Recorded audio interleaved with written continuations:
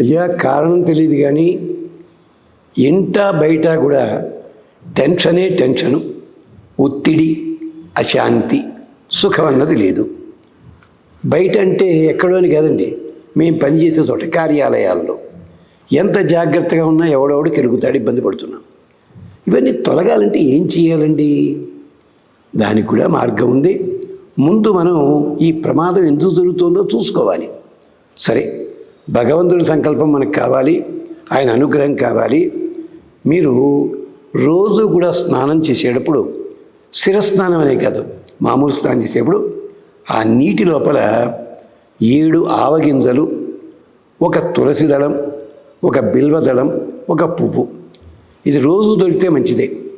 బిల్వదళం అన్నీ రోజు దొరకవు, కంగారు లేదు. 7 ఆవగింజలు, ఒక తులసి దళం దాంట్లో వెయ్యండి. ఇక తులసి కూడా దొరకట్లేదండి, చిటికెడు పసుపు వేసుకుని దాంతో స్నానం చేయండి. ఆవగింజల నీటితోటి స్నానాన్ని విష్ణు ధర్మోత్తర పురాణం చాలా బాగా చెప్పింది. సరషప స్నానం అంటుంది. అది ఇంటిల్లిపాది చెయ్యొచ్చును, అది సంగతి. అది చెయ్యండి.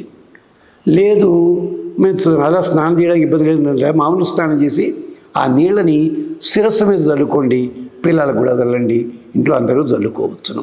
ఇది ఇప్పుడు చెప్పబోయే మంత్రాన్ని తప్పనిసరిగా 108 సార్లు చదవండి. దానికి ఇక మళ్ళీ ఆలోచన లేదు. సుమిత్రాన ఆప ఓషధయ సంతు దుర్మిత్రా తస్మై భూయాసు యః అస్మాన్ ద్వేష్టి యంచ వయం విష్మః. ఇదిగో బాబు వరుణదేవ, సుమిత్ర నః ఆపహ, ఓ జలములారా మాకు స్నేహాన్ని కలిగి ఉండండి అయ్యా.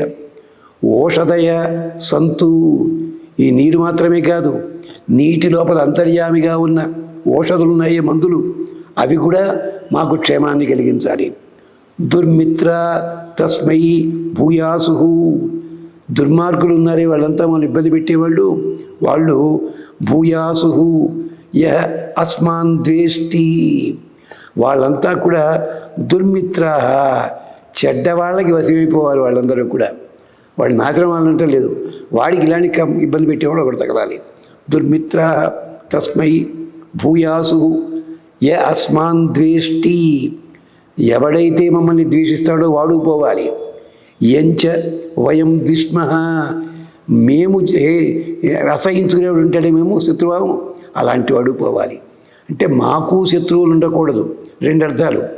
వాడి వల్ల మాకు శత్రుత్వం ఉండకూడదు, మా వల్ల వాడికి శత్రుత్వం ఉండకూడదు, రక్షించు. అంటే ఉదయం నివేదన చేసిన పాలని ఇంట్లో వాడుకోవచ్చు, ఇబ్బంది ఏం లేదు. బెల్లం కూడా అలాగే వాడుకోవచ్చు.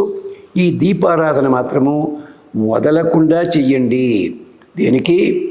జమ్మి కర్రకి. దగ్గరలో జమ్మి చెట్టు ఉంది, ఓసారి ఎప్పుడో 3 రోజులకు ఒకసారి వీళ్ళు దండం పెట్టుకురండి, తప్పేం లేదు. ఇది సుమిత్రాన ఆప ఓషధయ సంతు దుర్మిత్ర తస్మై భూయాసు య అస్మాన్ ద్వేష్టి యంచ వయం విష్మః. ఇది విశేషం, గమనించండి. పాండవులు కూడా విరాటపురంలో గొడుగు పెడుతూ జమ్మి చెట్టుకి దండం పెట్టడంలో అంతరార్థం ఇది. అది ఆ రహస్యాన్ని ఇక్కడ జ్ఞాపకం చేస్తున్నాం. స్వస్తి.